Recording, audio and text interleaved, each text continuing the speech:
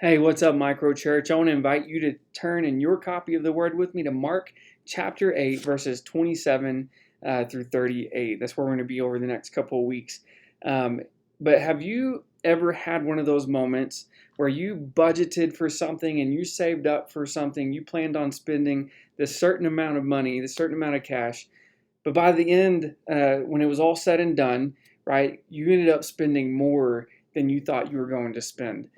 Every time that my wife and I plan to do a remodel, home renovation project on our 86-year-old house, this is exactly what happens. It doesn't matter if it's a small bedroom remodel or a big kitchen remodel. It ends up costing us more than we had originally planned on spending because we run into different problems, we run into different things, but every time, right, it's worth it. Every time it's worth the extra cost in the end. And today we're going to see this very thing, right? That the cost of discipleship, the cost of following Jesus, it actually cost us more than we probably originally thought or bargained for.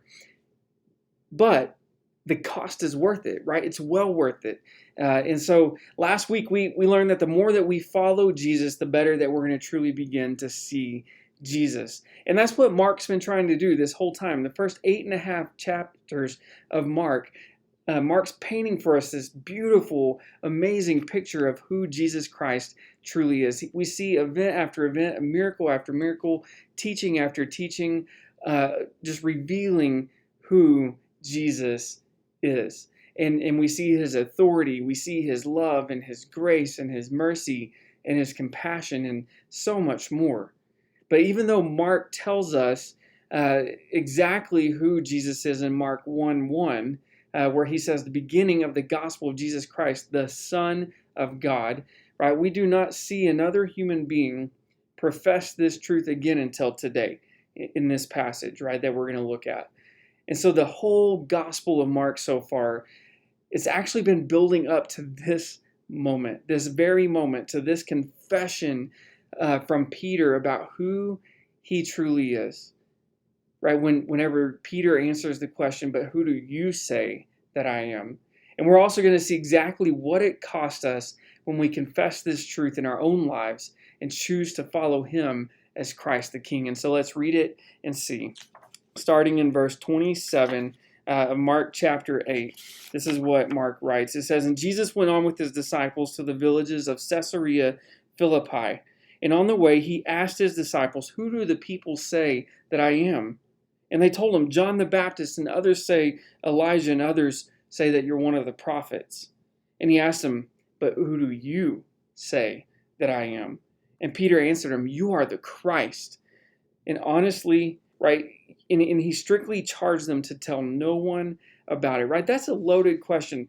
Who do people say that I am? I don't think Jesus was asking this question because he cared what the rumors were about him or anything like that. I think he wanted to see what maybe they thought. And what I really think is that question, who do the people say that I am? I think it was gearing up and getting the disciples ready for this next question. It was setting the stage for the question that he asked the disciples, but who do you say that I am? Right? So the people, they said, well, some say that you're John the Baptist come back to life. Some say that you're Elijah resurrected. Some say that you're one of the old prophets, right? The prophets of old. And that's what they thought, man. They were thinking good things about Jesus. They were thinking these prominent figures in Israel's history and all of this stuff, even in the most recent history. But the thing is, with all of these people, their primary role and their primary responsibility was to point people to Jesus, right? They were to point people to the loving grace of the Father that was ultimately displayed in Jesus Christ. And so saying that Jesus was like John the Baptist or Elijah or one of the prophets was saying the same thing as like saying Jesus is just a great teacher or an excellent moral example, right? It's honoring in one way. It's respecting the person of Jesus, but it's ultimately denying who Jesus is. And so Jesus goes on to ask this major question, this really big question when he says, but who do you say that I am?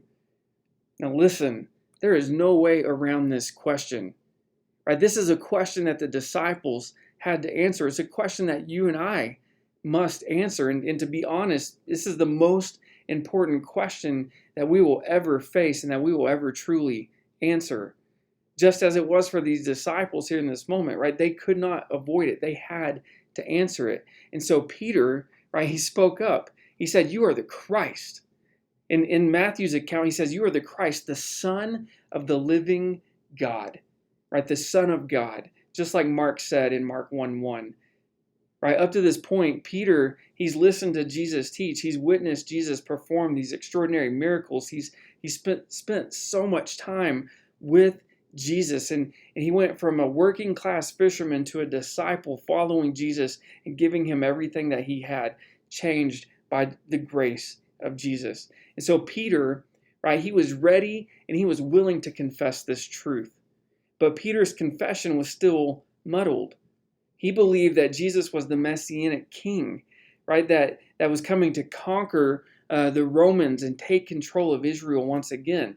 Right? They expected a conquering, powerful king as laid out in Jeremiah 23, verses 5 through 6. I want to encourage you to go read it. Right? They were expecting this ruler, this conquering king, and that's who they thought Jesus was. And so Jesus, he goes on to say, your confession is true, but then check out what happens next. He goes on to say this. "And he began to teach them that the Son of Man must suffer many things and be rejected by the elders and the chief priests and the scribes and be killed. And after 3 days he will rise again." And he said this plainly, and Peter took him aside and he began to rebuke him. But turning and seeing his disciples, he rebuked Peter and said, "Get behind me, Satan, for you are not setting your mind on the things of God, but on the things of man." Right? So Jesus, he had to explain to Peter that he had to endure the cross, right? That he had to endure the cross because it was where the love of God and the law of God meet, right? It's at the cross where redemption and restoration for humanity took place, right? It was at the cross where Jesus extended his forgiveness for all mankind, and it was Jesus who had to endure the cross for your sake and mine. And he did this because he loves us. He did this because he cares about us.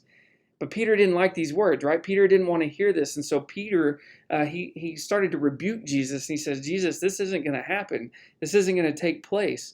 And so Jesus, he took Peter and he looked at his disciples. He saw the disciples were watching him and he rebuked Peter right there. And he said, "Get behind me, Satan."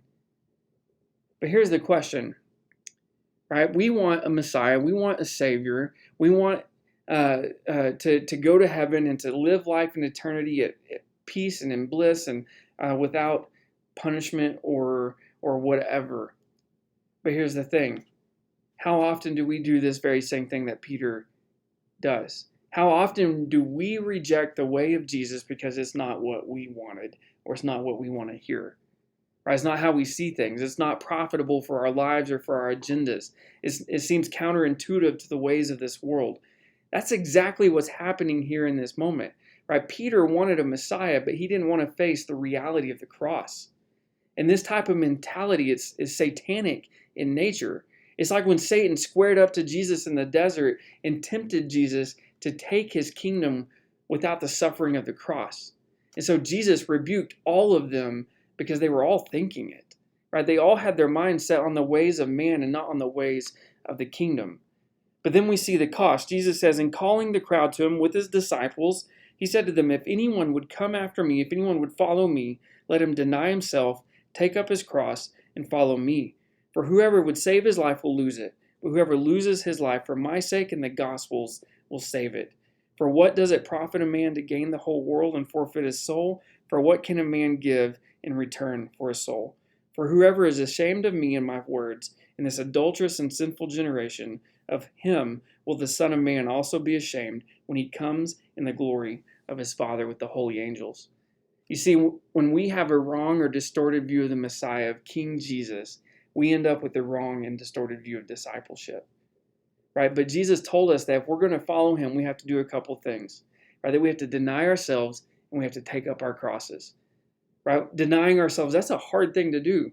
Right? This isn't a denying of our personality or our being, right? It's not a denying of our needs or even a commitment to ascetic living, right? And detaching ourselves from things. It's a removing of ourselves from the throne of our own hearts and giving Jesus the rightful place as the true king in our lives, right? That's what Jesus is talking about here. It's realizing that my life is not about me. It's not about myself. It's not about I, but that it's about Jesus Christ and his kingdom. It's treasuring Jesus and valuing Jesus above ourselves and above all things. That's what Jesus is talking about. But Jesus also tells us that we have to embrace the cross. We have to take up our cross. Right? The cross was not what it is today. It wasn't something that we walk into and we see hanging all over someone's wall. Right? The cross was a method of crucifixion, a method of killing. Right? It was a torture chamber that led to death. And so when Jesus tells us to take up our cross, he's not talking about enduring pain or suffering in the form of persecution or illness or difficulties, right? He's telling us to submit, right? To give up our lives to him, to give him to complete and total allegiance, to follow him no matter what it will cost. So in other words, knowing Jesus leads to surrendering to Jesus, which leads to following Jesus no matter the cross. And when we do that, Jesus says that's when we truly live.